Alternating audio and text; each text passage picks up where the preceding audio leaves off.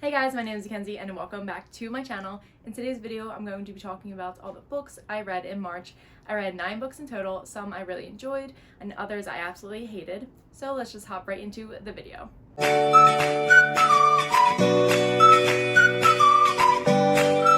So before we get started, let's talk about the elephant in the room. I finally got a bookcase. Before I would just stack my books on the floor and it just got really messy, and anytime I would need a book, the books would just literally fall over. So I finally got one and I absolutely love it. Let me know in the comments down below if you want me to do a book tour.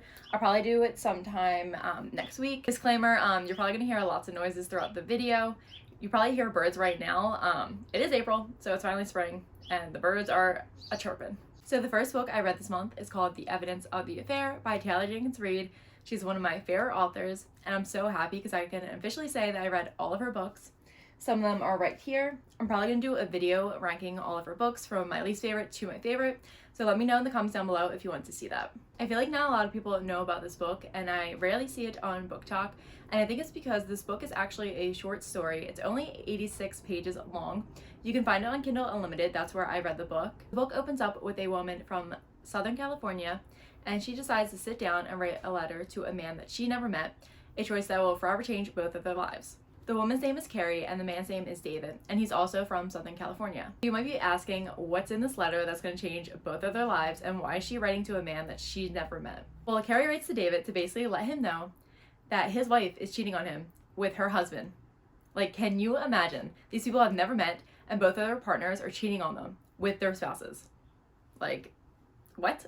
This book definitely hooks you right in the beginning, and it's told entirely through letters from Carrie and David, where they express their fears of both of their relationships and find comfort in one another because they're going through the same thing.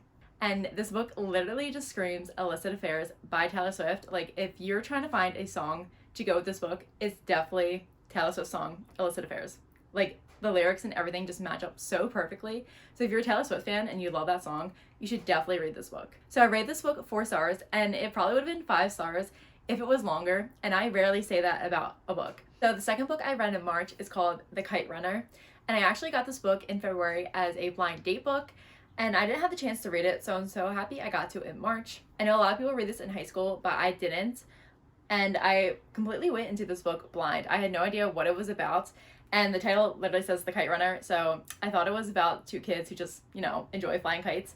But it is so much more than that. This is a heartbreaking, unforgettable story about a unlikely friendship between a wealthy son and the son of his father's servant. This book takes place in Afghanistan when the country was in the process of being destroyed.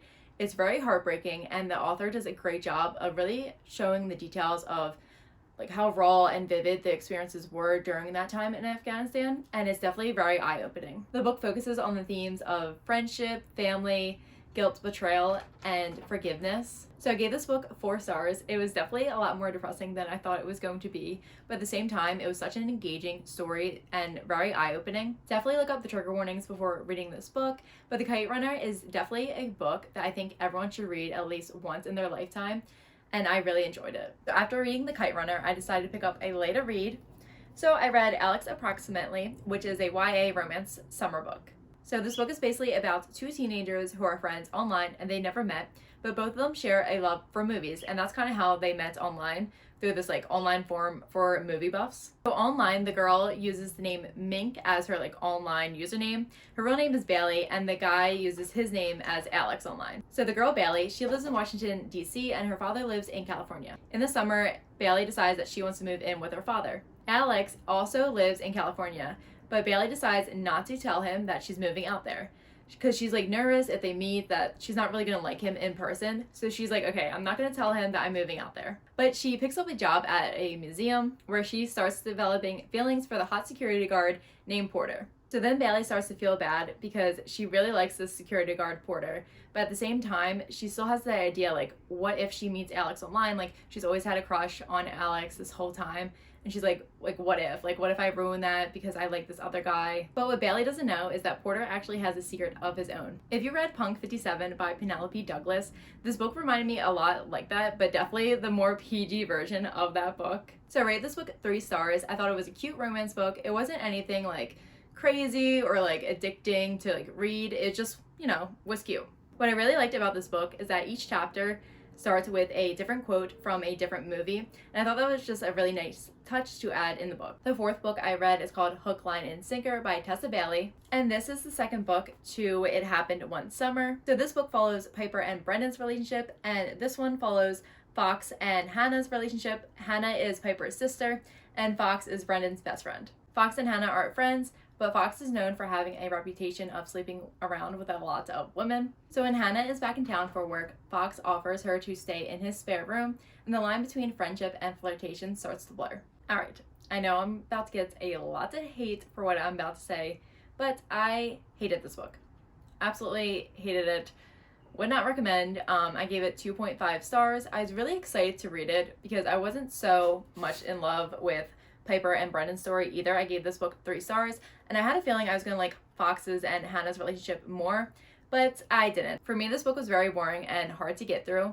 I feel like Tessa Bailey is known for like lots of chemistry and like romance happening pretty early on in the books, and for this one I felt like it was more of a slower burn, and to me Fox and Hannah's chemistry wasn't that strong.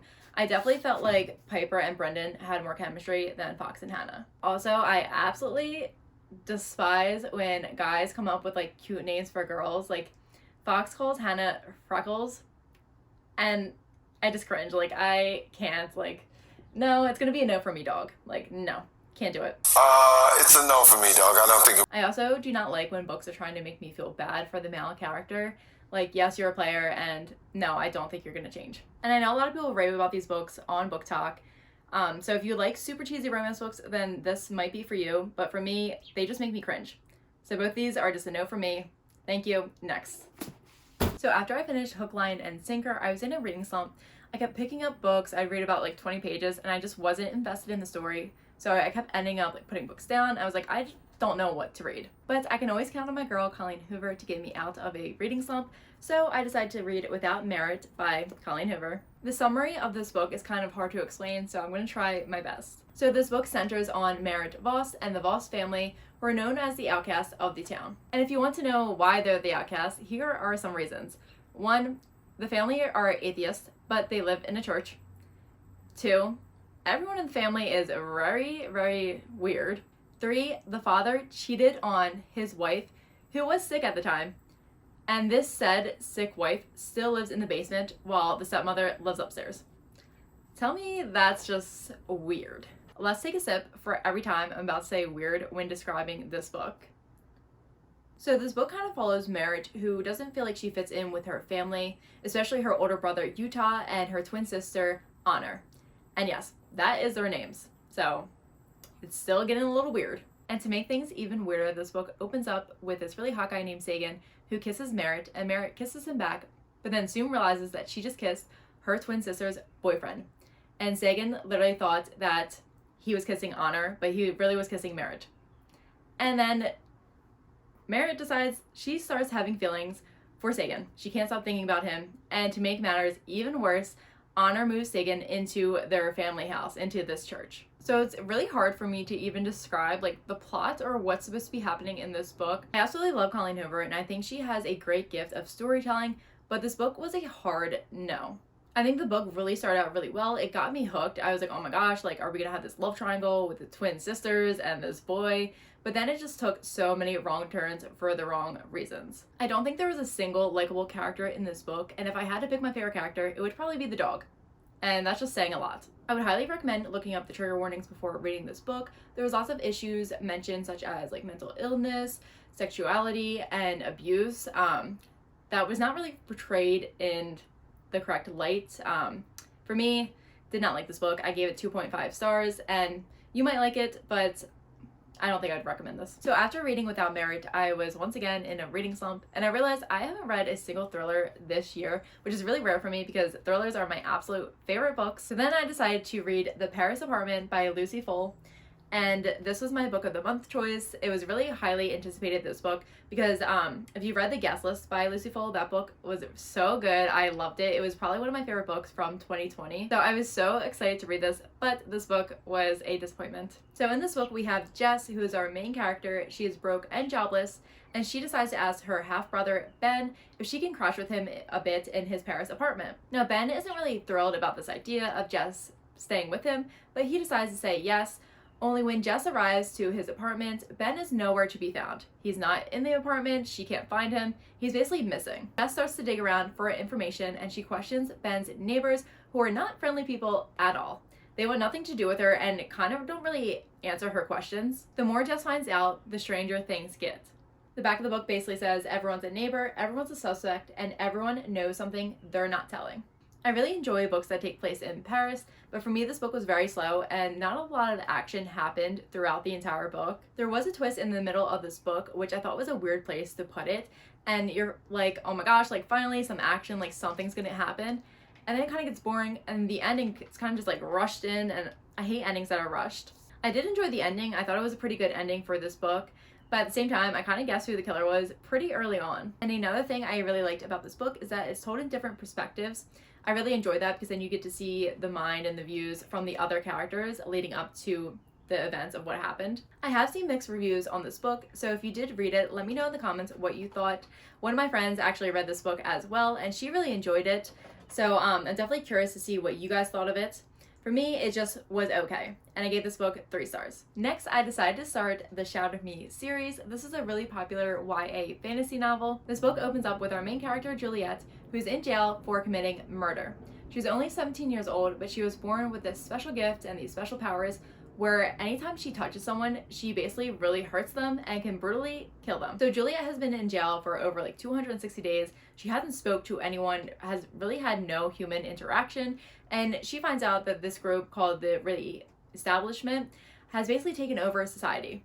They have killed a bunch of people are dying, and food is really hard to find, and basically like the world is just coming to an end, like nothing good is happening in the world. And what Juliet doesn't really know at this time is that the Establishment is actually reconsidering their thoughts about Juliet. They're kind of seeing her gift now as something that they can use for power in destroying other people and this society. Juliet is given 2 options. She can either use her special gift as a weapon to destroy and kill people, or she can use it to take down the Establishment. I went into this book with very high expectations. I really thought I was gonna love it, but that wasn't really the case. I liked it, I enjoyed it, but I wasn't like totally obsessed with it. I gave this book 3 stars. I kind of wish they would have dove more into how the Establishment was created and how they took over the society. So after I finished this book, I went on Booktok just like to look up more about the book, to see like what the hype was, and a lot of people were telling me like, no, like keep reading it, like it gets better, like keep reading the series. So that's what I did. I decided to keep moving forward to see if I would enjoy it more. So when I started this series, I thought there was only 4 books in total.